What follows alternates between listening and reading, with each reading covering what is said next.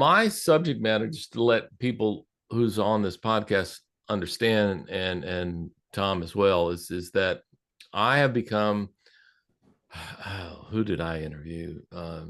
John Potashnik, who's a color fanatic, and he's won many awards for his colors and mastering colors. And it's the three scenario. What is it? You, value, and saturation. And you being, these are the three main ones that an artist needs to know. And they say you is the color, value is the value of the color, and saturation is how toned down and grayed out it is as far as that. And I've seen more articles on saying that the value is the most important. And I did agree with that. And I still somewhat agree with that. But as I have researched this more and more and looked at other people's paintings more and more, just as such as I'm looking at Tom's right now in the back, is that, yeah, you have values, and that's the dark and the lights and the medium in there.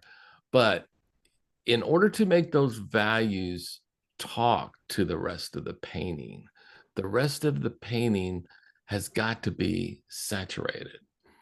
And I had a podcast with Marianne Vanderdees, and that was my last one. And we did talk about this. She did train in snow in Ontario, Canada, and it was just a beautiful thing. But the whole piece just seemed as one piece, as Tom's in the back seems as one piece. And the only way you can get that I can see, until somebody discusses it with me and says, no, Phil, that's not the only way, is saturation.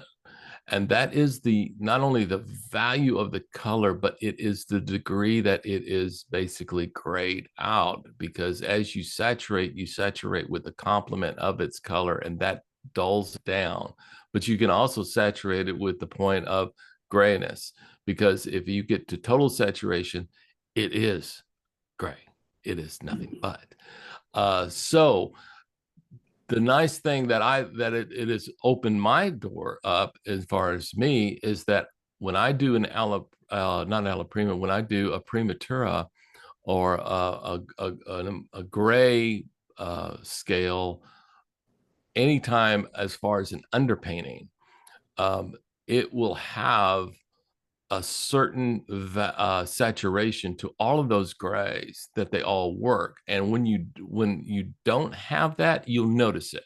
Such as in Tom's painting back there, if he had anything that just was so bold and so bright that would stand out, that would be basically an unsaturated color, and it would be maybe more than likely a focal point for him, since he's such a professional artist. For others, it would probably be a mistake, because I don't want that to be that way.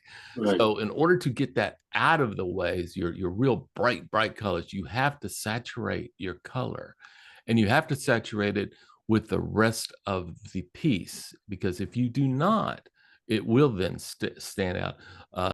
Same thing here. I think this is the secret that many artists don't necessarily talk about, but goes back to the three value, the value, and the saturation. You have to have the color right. You have to have the value right within that painting. And then you have to have the saturation right. Otherwise, it will not look as one piece. It will look as a not piece. And that can be intentional in some cases and non-intentional in others.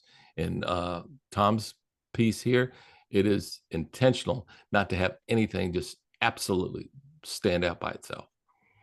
Right. You agree with that, Tom? Yeah, I do, and I agree with that. I think when you get used to dealing with a lot of color, then you experiment more with colors. If you put a color down and it doesn't feel right to you, at least you've tried, and you know not to use that again. It's just a matter of experience, and the more you paint, the more you'll see this. But that's why you just can't start out with a masterpiece. You have to work your way through this stuff and learn as much as you can. But the paper towel effect is your effect of breaking it down more. Right. And I like that.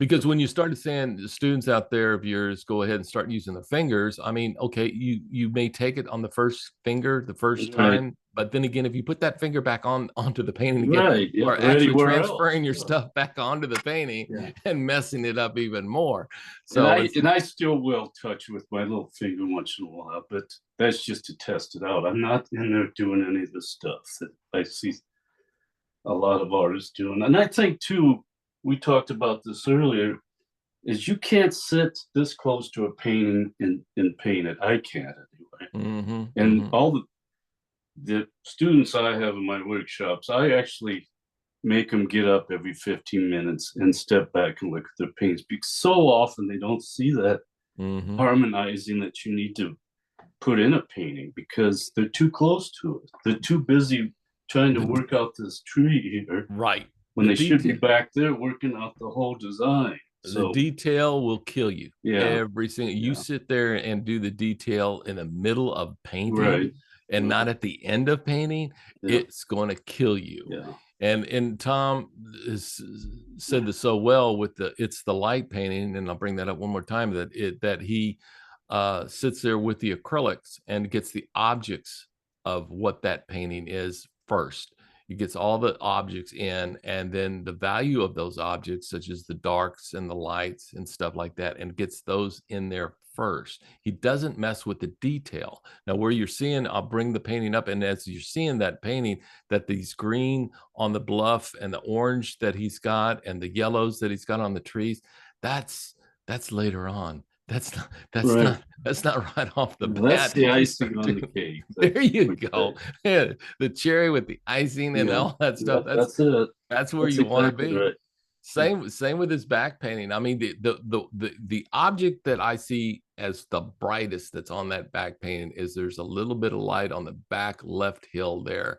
That yeah, that little snow part, and there's That's some where the snow light's coming through, right, and there's some catching right in there in the capture where he's capturing that. Otherwise, everything else outside of that matches with everything else that is around that, and that's the true look of a good art landscape artist. I mean, he's definitely got that. So you need to see his site. I'll put that stuff out there for his site and stuff like that. Let's take that other painting that's behind there. We were going to talk about Tom and I were going to talk about this other painting, the black and white that you got back there, it. Tom. He's going to change out here, and we're going to talk about that. His this black and white. He's Tom's. I'm a black and white artist, and I am about to go back into art. Kind of get off a podcast for a while because it could be overwhelming. But I'm going to go back into my black and white stuff and start going through this. But this is what got me on Tom. When I started going through, shoot, everybody go through the internet and you start finding artists out there, and I came across him. But this is what he was doing. Some of this artwork that he's doing now, which is to me, I find more spectacular because it just I think there's something about just having black and white done so well that it outdoes some oil paintings. Period. Just from everything in it. This one, he's done, and it follows that same theme. And is this a pastel that you got here, Tom? This is actually acrylic. Acrylic, right? You know, I've been doing acrylic paintings with oil over the top, so that's kind of an interesting way to Yeah, and do it. I've done that too. Yeah. And I'm not using a lot of oil. I haven't put any oil on this yet, but I'm going to keep it black and white, and I may just add a section or two of oil just to see how that plays with the. It may come up too intense or not. I'll have to see how that goes. But I've done that. Most of my paints have underpaintings on it, and then I put with the acrylic, and then I put mhm. oils on top, Oh, and okay, it really does it. The oils can take over, and at a certain point, and leave out. If you keep the oils thin, right. and do the washes, it will work well with the acrylics. The only reason I normally have done a black and white painting with oils on top of acrylic is to getting certain types of uh, moods in certain types of blending that I cannot do well with acrylic. Acrylic guys, acrylic in itself, it is a hard set of colors to work with when you start working with acrylic colors. Now, the lady that I interviewed before, Marianne Vanderdusen, she actually has an acrylic course that she teaches. She has done flowers, florals, in acrylics, and they are absolutely fantastic. I did not know that you could do this. And the first thing that came out of her mouth when I started asking her about how do you put acrylics on and do such wonderful flower petals and everything, and she says the first layer of acrylics is going to be the worst layer that you're ever going to put on. Right. It's terrible. It's just all over the place and everything. But you have to go into it finely and fine tune it by the dilution and by the strength of your colors and everything that you eventually get there. It is a step by step by step process, where if you do alla prima oils, that's a completely different way of going at it. So if you go, and then with Tom here, pastels, that's a different way of going at it too. So you've got to pick your process, that, or you got to pick what you want, your medium that you want first. You pick your medium that you want, and then you've got to understand the process in that medium in order to get where you want to go. Because if you do a pastel painting with an oil painting process, you're going to mess up. You do an acrylic painting with an oil painting process, you're going to mess up. It doesn't work that way. It works in its own way, in its own self. And this is, Tom is well over 20 years of working with pastels, and he knows how not to do it. And that's what everybody else has got to learn, how not to do it. And he does it. So this that he's got there now, this acrylic, I am so impressed with, just because of the way that I can see the foreground, the middle ground, and that beautiful background that he's got, that he's just, clouded it out to such a degree that it is still, I see detail, but then again, it is just not taking over everything else. I really do like that. Good. This is actually right across the road from our house, so you can kind of see why I paint trees so many times, is surrounded by them. Yeah, just right across, right out our driveway and across the road. So How long did it again, take I'm you to pretty do that? familiar with the area. How long did it take you to do that painting? Oh, that was probably a day or so. Okay. It dries so fast, you know. I really didn't. I had the idea of compositionally. I didn't want this to be right in the middle and cut off the painting in two sections. I wanted to bring this down a little bit because I wanted to focus on these trees and these shapes. And the light was it was fairly cloudy. It was just kind of creeping through the trees there. So it's Well, I like the shadows that are on the ground back there right. of Yeah. this, yeah, in there, yeah, and this in the snow, that they're less, and it's basically value driven, and it just shows, and it's really nice. Well, thanks. I appreciate that. And as far as acrylics go, as far as doing a underpainting, this is where a lot of artists do take it, guys, is that they normally do something like this, and then they'll wash oils over it and then bring out the color from it. I prefer to be, my line's more drawn over to keep it the way it is. I came across one artist that actually did models, who are sitting models, portraits, and they were just, he would underpaint them, and they were just absolutely beautiful on the underpainting. But he I saw one of his deals, and he stood there after he finished it, and and it's like, I said, oh, that is just so beautiful. And it's like he was basically saying, now, doesn't this look terrible? We're going to now start painting it. And which he did. He would take the oil and start painting on top and going over it. And I said, did you miss something? Because Yeah. it looked great if you just left it alone. Yeah, and It I was think just, I've run into that even with my underpainting for pastels. I say, do I really want to add color to this? yeah. So yeah, and I think thinking back now that I should have just left them the way they were because I was happy with it. And why do I need to go any farther? So, Mm. and I think that's kind of the road I'm going to be taking now because I'm going to go into a series of acrylic and maybe black and white pastels. So Mm. Mm. that will be interesting and still be a landscape because I think that's where my strength is at this Yeah. point. So that's probably what I'll be doing now, rest of the winter.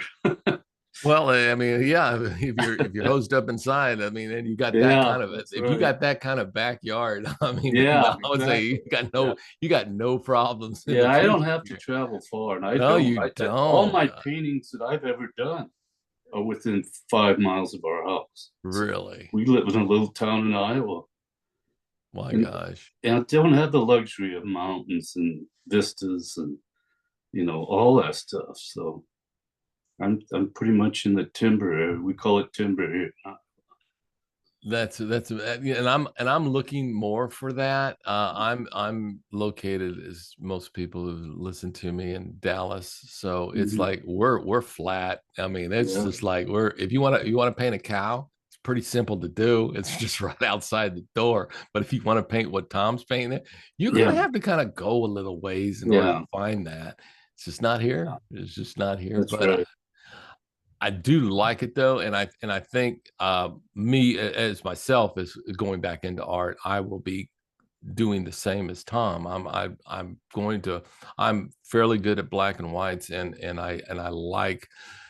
I don't know. I think the thing I've found with taking color into it, unless you understand color well enough, I mean, you could not get it better than as a black and white that you understand very well, such Yeah, as the one that Tom's got. It's well done. Now to take that and put color on that to make it even a color masterpiece would take some refinement of the color to such a degree that you have to really know what you're doing yeah. to make it as good as he's got it right now. And that's the way I kind of see it. Well, and I think that's why I've been reluctant. I've had this sitting in my room over here for probably a month now, and I haven't touched it just because have to know ahead of time what colors I would choose. I just haven't come up with that. So Yeah.